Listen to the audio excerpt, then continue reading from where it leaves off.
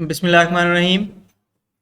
हम लोग पढ़ रहे थे सेल्स के बारे में और हमने बात की कि सेल्स की डिस्कवरी डिपेंड करती थी इस चीज़ पर कि हमारे पास अच्छी माइक्रोस्कोप्स अवेलेबल हों। शुरू में जब तक माइक्रोस्कोप पावरफुल अवेलेबल नहीं थी तब तक हमें नहीं पता था कि सेल्स एग्जिस्ट करते हैं। फिर लीवनहुक ने जब लिविंग सेल्स डिस्कवर किए और जगह जगह पर लिविंग ऑर्गेनिजम्स के अंदर तरह तरह के ग्लोब्यूल्स डिस्कवर किए, क्योंकि उसके पास एक अच्छी पावरफुल माइक्रोस्कोप थी। तो बेसिकली सेल्स को स्टडी करने के लिए आपको माइक्रोस्कोप चाहिए होती है। डेफिनेशन एक है रेजोल्यूशन। माइक्रोस्कोप या किसी लेंस की रिजॉल्विंग पावर या रेजोल्यूशन कहते हैं दो पॉइंट्स के दरमियान वो कम से कम फासला जिसमें वो डिवाइस फर्क बता सके। मिसाल के तौर पे दो पॉइंट्स हैं, एक यहाँ पे है एक यहाँ पे है, तो आपको वाज़े पता लगता है कि उनके दरमियान फ़र्क है। करीब करीब होंगे चले नज़र आ रहा है, लेकिन बिल्कुल करीब दो पॉइंट्स होंगे तो उनके दरमियान फ़र्क करना ज़रा मुश्किल हो जाता है कि ये मतलब दो अलग अलग पॉइंट्स हैं या आपस में जुड़े हुए हैं, वो पता लगाना मुश्किल हो जाता है। तो डिवाइस कितने फासले पर दो नुक्तों को अलग अलग दिखा सकती है उसको हम रेजोल्यूशन कहते हैं। ठीक है, इसी हिसाब से आपकी वो टीवी की या स्क्रीन की रेजोल्यूशन होती है। आपके जो ये मोबाइल की स्क्रीन है तो उसकी भी रेजोल्यूशन लिखते हैं अमूमन। तो आपकी आई की रेजोल्यूशन 1 मिलीमीटर है, यानी कि अगर दो नुक्ते 1 मिलीमीटर से कम फासले पे होंगे तो आंख उनको अलग अलग नहीं दिखा सकती। लेकिन हम क्या करते हैं, हम लेंसेज की मदद से उनके दरमियान फासले को बड़ा करके दिखा सकते हैं। आपने वो हैंड लेंस इस्तेमाल किया हुआ होगा कि वो चीज़ों को बड़ा करके दिखा सकता है। तो कंपाउंड माइक्रोस्कोप के अंदर, कंपाउंड माइक्रोस्कोप को हम कंपाउंड कहते हैं जहां पर दो चीजें हो। मैंने बात की थी कॉम या कॉन, जहां पे आए दो चीजें। कंपाउंड माइक्रोस्कोप का मतलब है कि इसके अंदर दो लेंस लगे हुए हैं, दो लेंस मिलाकर आप चीज को बड़ा कर रहे हैं, तो इसकी रेजोल्यूशन अबाउट 2 माइक्रोमीटर हो जाती है। यानी कि अगर दो चीजें सिर्फ 2 माइक्रोमीटर के फासले पे हों तो वो आपको अलग अलग नजर आएंगी। तो ये इंसानी आंख के निस्बत 500 गुना ज्यादा है, यानी कि आप आंख की निस्बत 500 गुना चीजों को ज्यादा डिटेल में देख सकते हैं। तो आप दो मुख्तलिफ लेंसेज इस्तेमाल करते हैं अमूमन। एक लेंस आपकी आंख के पास होता है जहां से आप देख रहे होते हैं, इसको आप कहते हैं ऑक्यूलर लेंस, ऑक्यूलर आंखों से है। और एक होता है ऑब्जेक्टिव लेंस जो ऑब्जेक्ट के नजदीक पड़ा हुआ होता है। तो दो लेंस होते हैं, और अगर आपने ये जानना हो कि कोई माइक्रोस्कोप किसी चीज को कितना बड़ा करके दिखा रही है तो आप उन दोनों की मैग्निफिकेशंस को मल्टीप्लाई करते हैं। मसलन ऑक्यूलर लेंस हो सकता है कि 5 गुना बड़ा करके दिखा रहा हो, और ऑब्जेक्टिव लेंस हो सकता है कि 100 गुना बड़ा करके दिखा रहा हो। तो टोटल मैग्निफिकेशन मालूम करनी है तो दोनों को मल्टीप्लाई करेंगे तो 500 आता है। यानी कि वो माइक्रोस्कोप जिसमें एक लेंस 100 का हो एक 5 का हो तो वो 500 गुना बड़ा करके चीजों को दिखाती है। ठीक है, तो रेजोल्यूशन डिपेंड करती है कि आप किस चीज की मदद से देख रहे हैं चीजों को। यानी कि आप रोशनी मतलब देखते आप रोशनी की मदद से हैं कि किसी चीज से रोशनी टकराती है, टकरा के वापस आपकी आंखों में आती है तो फिर आपको पता लगता है। तो रोशनी की अपनी वेवलेंथ 2 या 300 नैनोमीटर से लेकर 700 नैनोमीटर तक होती है रफली। ठीक है, जो विजिबल लाइट जिसको हम देख सकते हैं। तो अगर कोई चीज इससे ज्यादा छोटी है तो उसको हम नहीं देख सकते।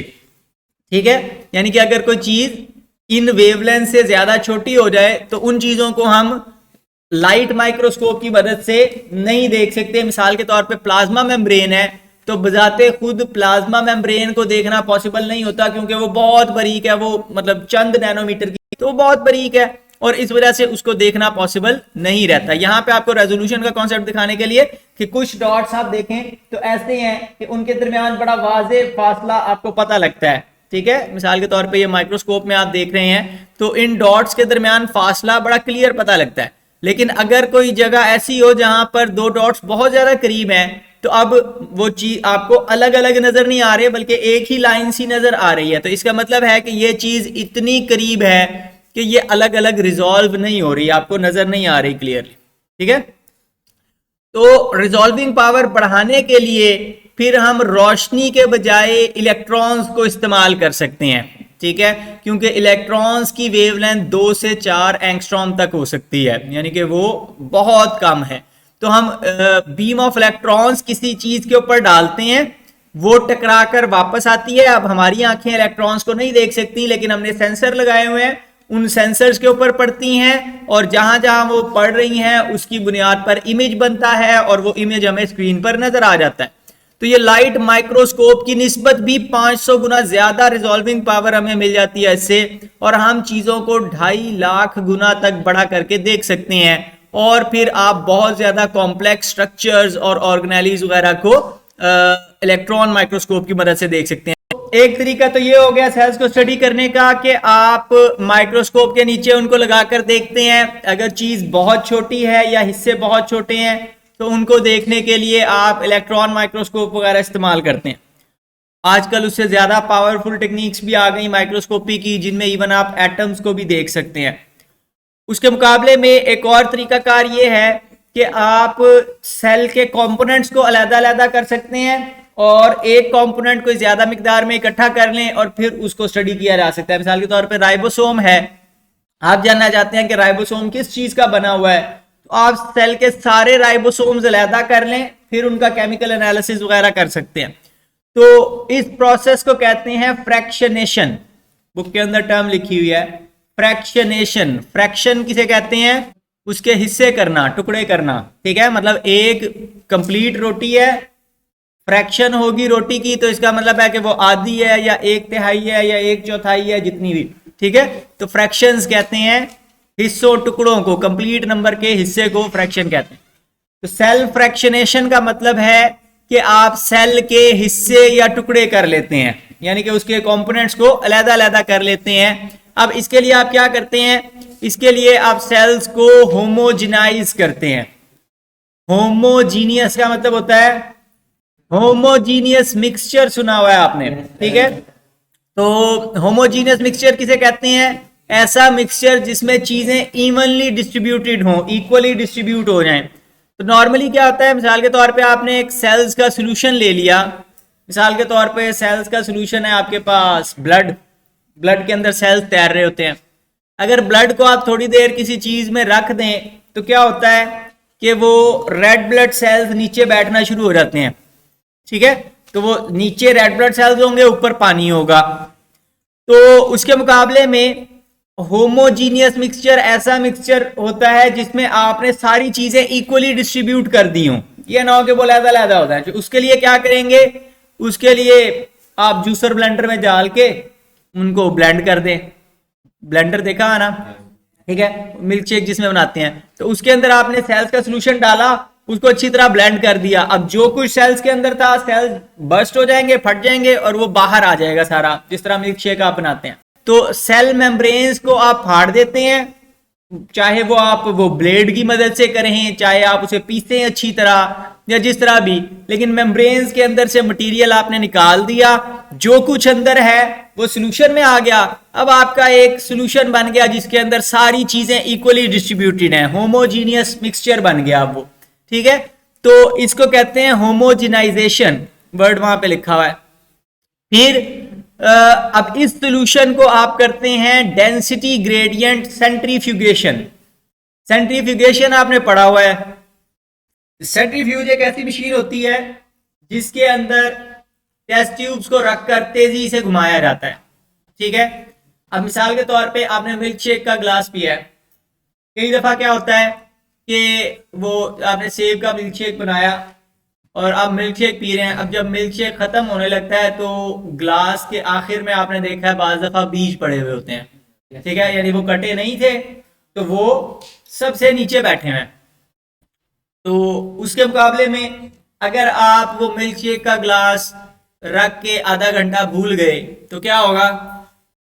ऊपर पानी पानी होता है, नीचे वो सारा मटेरियल बैठा हुआ होता है, ठीक है। तो क्या होता है, सबसे पहले सबसे नीचे आ जाएंगे वो बीज या छिलके या और इस तरह के जो वजनी पार्टिकल्स हैं, वो सबसे नीचे बैठ जाएंगे। फिर उसके ऊपर बाकी जो जरा छोटे साइज के टुकड़े थे वो उससे ऊपर मौजूद होंगे, और ऊपर वाला पानी बिल्कुल क्लियर हो चुका होगा तकरीबन। ठीक है, वो वक्त के साथ साथ ग्रेविटी के असर से चीजें नीचे बैठती जाती हैं। अब उसके मुकाबले में अगर ग्रेविटी की फोर्स बहुत ज्यादा हो तो क्या होगा, ज्यादा तेजी से चीजें नीचे बैठेंगी। ठीक है, मतलब अभी तो ग्रेविटी की एक फिक्स फोर्स है तो वो स्लो स्लो आ रहे हैं, आपने घंटा रखा, 2 घंटे, 6 घंटे रखा तो उसके हिसाब से चीजें आहिस्ता आहिस्ता नीचे आ जाएंगी। उसके मुकाबले में अगर आप फोर्स ज्यादा कर दें तो आपको वो 6 घंटे नहीं रखना पड़ेगा, चंद मिनटों के अंदर ही चीजें ज्यादा जल्दी नीचे बैठ जाएंगी। लेकिन बैठने पे शर्त अभी भी वही है कि जो चीजें वजनी होंगी वो ज्यादा जल्दी नीचे जाएंगी, क्योंकि ग्रेविटी डायरेक्टली रिलेटेड होती है उसके मैस के साथ। तो जितना वो वजनी होगा उतना नीचे जाएगा, जितना वो हल्का होगा वो ऊपर रह जाएगा। ठीक है, तो चीजें अपने साइज, शेप और डेंसिटी के एतबार से नीचे बैठती जाती हैं। और इसमें भी आपने देखा है मतलब शेप किस तरह से इंपॉर्टेंट है कि एक चीज वजनी है लेकिन वो काफी चौड़ी फैली सी हुई है तो वो जल्दी नीचे नहीं जाएगी। मतलब अगर पूरी फ्लैट शीट ऑफ पेपर है उसको आप छोड़ें तो वो यूं यूं यूं स्लो स्लो नीचे जा रही होगी। उसके मुकाबले वो उसकी बॉल बना दें, वजन उतना ही है लेकिन वो फौरन सीधी नीचे गिरती है। अब शेप के एतबार से और अपने वजन के एतबार से चीजें नीचे बैठती जाती हैं। अब इसमें फिर आप इस प्रॉपर्टी को इस्तेमाल कर सकते हैं चीजों को सेपरेट करने के लिए। सेपरेट कैसे कर सकते हैं, मिसाल के तौर पे आप वजनी चीजें, मतलब जब आप हल्का सा घुमाएंगे तो सिर्फ वजनी चीजें नीचे बैठेंगी, जो हल्की चीजें हैं वो नीचे नहीं बैठेंगी। अब हम क्या करते हैं लेबोरेटरी के अंदर, हम ग्रेविटी की फोर्स, जाहिर है जमीन की जितनी फोर्स है उसको तो चेंज नहीं कर सकते, लेकिन हम उस सोल्यूशन के ऊपर सेंट्रीफ्यूगल फोर्स अप्लाई कर सकते हैं। सेंट्रीफ्यूगल फोर्स पड़ी हुई है कि आप क्या करते हैं, मिसाल के तौर पे आपने वो कपड़ों के ड्रायर के अंदर उसकी मिसाल पड़ी होगी, जब उसे घुमाते हैं तो क्या होता है, अब कपड़े तो उस जाली से बाहर नहीं जा सकते लेकिन पानी जाली से बाहर जा सकता है। तो पानी के ऊपर जब फोर्स पड़ती है तो पानी बाहर निकल जाता है, कपड़े वहीं पे रह जाते हैं, खुश्क हो जाते हैं। ठीक है, तो यही चीज आप उस सोल्यूशन के साथ भी कर सकते हैं। उसको तेजी से घुमाएं, अब वो सोल्यूशन टेस्ट ट्यूब तोड़ के तो बाहर नहीं जा सकता लेकिन उसके अंदर जो पार्टिकल्स हैं उनके ऊपर जोर लगता है तो जो वजनी पार्टिकल होंगे वो टेस्ट ट्यूब के बिल्कुल नीचे बैठ जाएंगे, जो उससे कम वजनी होंगे वो थोड़े ऊपर होंगे, जो बिल्कुल हल्के होंगे वो शायद अभी तैयार ही रहे हों। अच्छा, अब वो वजनी चीजें आप अलहदा कर लें, अब उस सोल्यूशन को फिर से घुमाएं, जरा ज्यादा देर के लिए घुमा लें, तो अब जो पहले चीजें तैर रही थी वो और नीचे बैठ जाएंगी। ठीक है, अब वो अलहदा होना शुरू हो जाएंगी। तो जितनी देर आप उसे घुमाएंगे उतने छोटे छोटे पार्टिकल्स अलग कर सकते हैं आप। ठीक है, तो इसको हम कहते हैं सेंट्रीफ्यूगेशन। और डेंसिटी ग्रेडियंट सेंट्रीफ्यूगेशन होती है कि एक टेस्ट ट्यूब हम लेते हैं, उस टेस्ट ट्यूब के अंदर ऊपर और नीचे मतलब सोल्यूशन भरा हुआ है, सोल्यूशन के ऊपर वाले हिस्से और नीचे वाले हिस्से में डेंसिटी का फर्क होता है। डेंसिटी का फर्क कैसे होता है, कई दफा आप चाय पीते हैं, आपने ये नोट किया होगा, मसलन चाय में आपने चीनी डालना भूल गए थे, बाद में 1 चम्मच चीनी डाली, उसको हल्का सा हिलाया, आप देखेंगे चाय पीते हुए कि चाय के ऊपर वाला हिस्सा बाज दफा फीका रह जाता है, नीचे वाला हिस्सा ज्यादा मीठा हुआ होता है। ठीक है, यानी ऊपर वाले हिस्से में चीनी कम है, नीचे वाले हिस्से में चीनी ज्यादा है, तो उसको हम कहते हैं डेंसिटी ग्रेडियंट। जो जो आप नीचे जाते जाते हैं मिठास ज्यादा होती जाती है। ठीक है, तो चीनी, इसी तरह चीनी का शीरा बना लें तो वो भी मतलब शीरा बना के आपने रख दिया, 1 महीना फ्रिज में पड़ा रहा, नीचे सोल्यूशन ज्यादा गाढ़ा होगा, ऊपर सोल्यूशन जरा कम गाढ़ा होगा, तो इसको डेंसिटी ग्रेडियंट कहते हैं। और उसके ऊपर मिसाल के तौर पे आप सेल का सोल्यूशन डालें, अब डेंसिटी डिफरेंट है तो क्या होगा, चीजें नीचे बैठेंगी लेकिन जहां जिसकी डेंसिटी मैच करती जाएगी चीज वहां पे रुकती जाएगी। तो इस तरह डेंसिटी ग्रेडियंट सेंट्रीफ्यूगेशन के जरिए से आप चीजों को सेपरेट कर सकते हैं। इसी तरह एक टेक्निक होती है, उसको हम कहते हैं अल्ट्रा सेंट्रीफ्यूगेशन। अल्ट्रा सेंट्रीफ्यूगेशन का मतलब है कि आप चीजों को बहुत तेज स्पीड के ऊपर घुमाते हैं, यानी कि तकरीबन ग्रेविटी की निस्बत 10 लाख गुना ज्यादा तक, यानी जितनी ग्रेविटी असर करती है उससे 10 गुना ज्यादा ग्रेविटी जितनी फोर्स लगाएं तो उसको हम अल्ट्रा सेंट्रीफ्यूगेशन कहते हैं। अल्ट्रा सेंट्रीफ्यूज इतनी पावरफुल मशीन होती है कि वो इवन एटम्स को भी अलहदा कर सकती है।